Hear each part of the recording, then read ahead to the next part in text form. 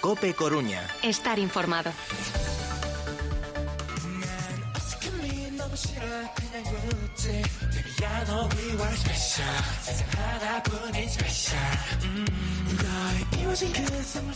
Cada 4 años, en los bisiestos, ese día de más, el 29 de febrero, ese día raro en el calendario, sirve precisamente para visibilizar a las personas que tienen enfermedades raras.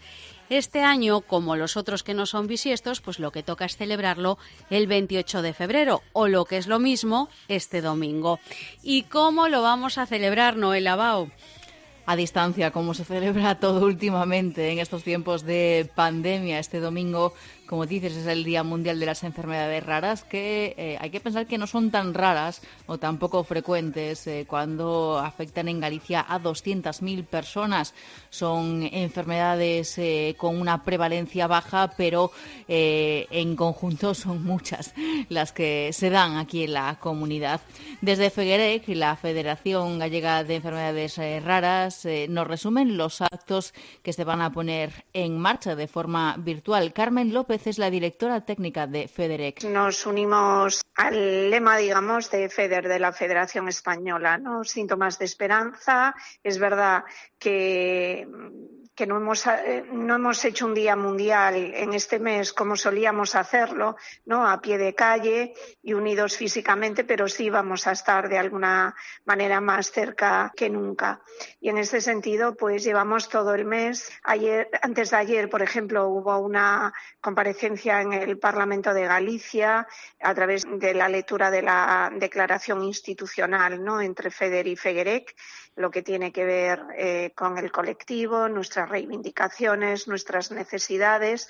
También participamos en la cuarta mesa avanzada de farmacoterapia, organizada por el Servicio de Farmacia del área de A Coruña. Tenemos en marcha una campaña de recaudación de fondos online a través de Bizum. El domingo, además, que justo es el día 28, se iluminarán en las 4 provincias gallegas edificios emblemáticos y algunos monumentos, ¿no? de uno de los colores que de alguna manera definen nuestra tierra, ¿no? El verde. Y tendremos además por la mañana a las 10:30 una jornada sobre consejo genético en enfermedades raras a cargo de la doctora María Jesús Sobrido, que es neuróloga, genetista e investigadora. Color verde, color también de la esperanza. Y precisamente ese es el lema que nos contaba Carmen, que resume este año los actos. Síntomas de esperanza. Un lema que está muy ligado con la pandemia de la COVID. Pues en este año, sobre todo, que trasladar que a través de la unión, el compromiso, la cooperación, se pueden conseguir las cosas, ¿no? Si de algo, uno de los aspectos que ha puesto, entre otros muchos, esta pandemia sobre la mesa, es que muchas propuestas que venía trasladando el colectivo de enfermedades raras desde hace años que eran efectivas, ¿no? Y tiene que ver con la importancia de la coordinación entre lo social y lo sanitario, de la investigación como única fórmula, ¿no? Para lograr soluciones, y ahí lo tenemos en la vacuna.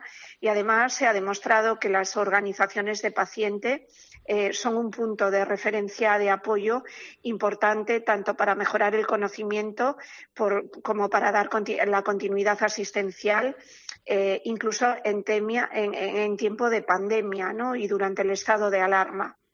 Y la importancia de la coordinación de esfuerzos a nivel nacional e internacional y la colaboración pública-privada. Son reivindicaciones que desde luego en enfermedades raras las tenemos muy, muy claras para mejorar en lo que tiene que ver con un diagnóstico precoz y certero y con un tratamiento, ¿no? Eficaz y sostenible, y tiene que venir de mano de la investigación, pero con todo esto, con todo este escenario, ¿no? Y el COVID pues es un buen ejemplo. Dificultades de diagnóstico, la esperanza de la investigación y los efectos de la pandemia en el día a día de estos pacientes que pueden tener enfermedades como lupus o como artritis reumatoide.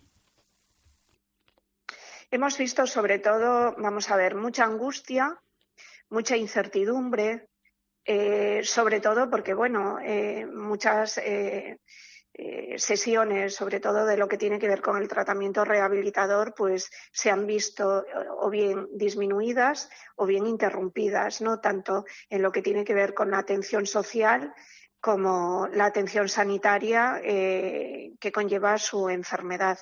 Entonces sí que hubo ciertas demoras, quizás menos en el ámbito especializado y sí, por lo que nos cuentan los pacientes, con un gran impacto en lo que tiene que ver con la atención primaria, sobre todo porque en función de la edad, lo que era la consulta a través de una llamada telefónica, pues había a muchos afectados que le suponía no un esfuerzo, pero sí a veces el poder comprender en una llamada, pues no recoger toda la información que te está dando el médico o incluso a la hora de expresar, ¿no? Todo lo que tiene que ver con su demanda.